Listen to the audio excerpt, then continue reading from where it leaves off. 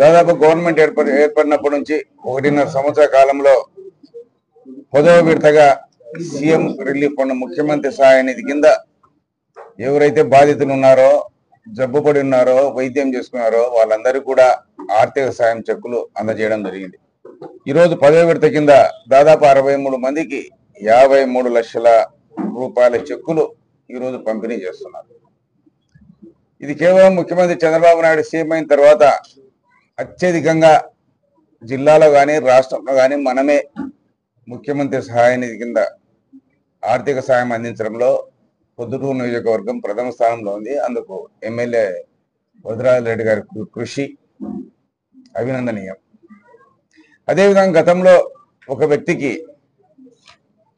దాదాపుగా ఒకే విడతలో శంభూరెడ్డి అనే వ్యక్తికి 24 లక్షల రూపాయలు చెక్కు కూడా ఇప్పించడం జరిగింది. ఒకే వ్యక్తికి అంటే దాదాపు అతనికి 60 లక్షల రూపాయలు ఖర్చుతే 24 లక్షల రూపాయలు ముఖ్యమంత్రి గారికి ఎమ్మెల్యే గారు స్వయంగా కలిసి అతని ఆర్థిక పరిస్థితి వివరించి మంజూరు చేయించడం జరిగింది.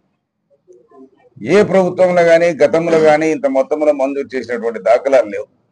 ఇదే మొట్టమొదటిసారి చంద్రబాబు నాయుడు మా తెలుగుదేశం పార్టీ గవర్నమెంట్ మంజూరు చేయడం జరిగింది. ఇదే విధంగా భవిష్యత్తులో కూడా పొద్దుటూరులో ఎవరైనా బాధితులు ఉన్నాయా వాళ్లకు వైద్య ఖర్చులకైనటువంటి బిల్లులు తీసుకొని వస్తే శాసనసభ్యులు గారి ఆఫీస్కి తీసుకొని వస్తే వాళ్ళందరికీ కూడా ఆర్థిక సాయం ముఖ్యమంత్రి నిధి కింద అందజేయడం జరుగుతుందని పత్రికాముఖంగా ప్రజలందరికీ పొద్దుటూరు ప్రజలందరికీ తెలియజేస్తున్నాను. ఇకపోతే రాజమౌళి ప్రసాద్ రెడ్డి గారు 2 రోజుల కిందట ప్రెస్ మీట్ పెట్టి కొండారెడ్డి పాల్గొంటున్నాడు, ఆయనకి ఏం బాగుంది అంటే ఆయన మాది పొలిటికల్ గవర్నమెంట్స్ అని చంద్రబాబు నాయుడు క్లియర్గా అని చెప్పాడు. రాష్ట్ర కార్యదర్శి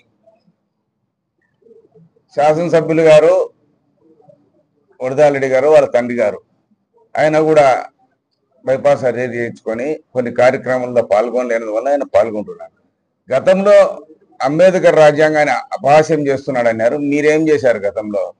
మీ ముద్దల బావమరిది బంగారెడ్డిని 2వ ఎమ్మెల్యేగా ప్రొద్దుటూరు ప్రజలందరూ ట్రీట్ చేయాల్సిన పరిస్థితిని నీవే కల్పించినావు. అంబేద్కర్ రాజ్యాంగాన్ని నేను గౌరవిస్తాడా, మేమంతా అంబేద్కర్ రాజ్యాంగాన్ని పాటిస్తాము, మీరు అంబేద్కర్ రాజ్యాంగాన్ని మీరు పాటించడంలా, రాజ్యాంగ హక్కులను కాలరాస్తున్నా అంటారు. ఒక రాజ్యాంగ హక్కులు కాలరాస్తూ ఎవరికైనా అన్యాయం చేసినామా, ఏమైనా దోపిడీ చేసినామా, ఎవరి డబ్బన్నా తీసుకున్నారా?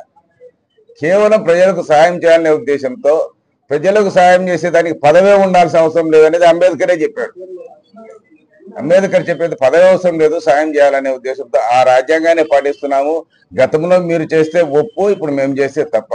మీకు ఒక నీతి అంటే రాజు తప్పు చేయడని ఒక సామెత ఉంది, బ్రిటిష్ వాళ్ళు పెట్టారు. అట్లాంటి సామెత ఏమన్నా మీకు వర్తించుతుందా? మీ బావమరిది మీ కుటుంబ సభ్యులు విచ్చలవిడిగా మీరు అనేక కార్యక్రమాల్లో ఎటువంటి హోదా లేకుండా గతంలో పాల్గొన్న సంఘటనలు ఉన్నాయి. ఈ రోజు కూడా ఇప్పటికి కూడా చేస్తాము. ప్రజలకు మేలు చేయాలని చేసే ఉద్దేశంతో తప్పకుండా అన్ని కార్యక్రమాల్లో, ప్రభుత్వ కార్యక్రమాల్లో పాల్గొంటాము, ప్రజా కార్యక్రమాల్లో పాల్గొంటాము, ప్రతి కార్యక్రమంలో కూడా పాల్గొంటున్నాము. గతంలో నువ్వు చేసింది ఒక్కసారి మరొక్కసారి జ్ఞప్తికి తెచ్చుకోవాలని నీకు విజ్ఞప్తి చేస్తున్నాను.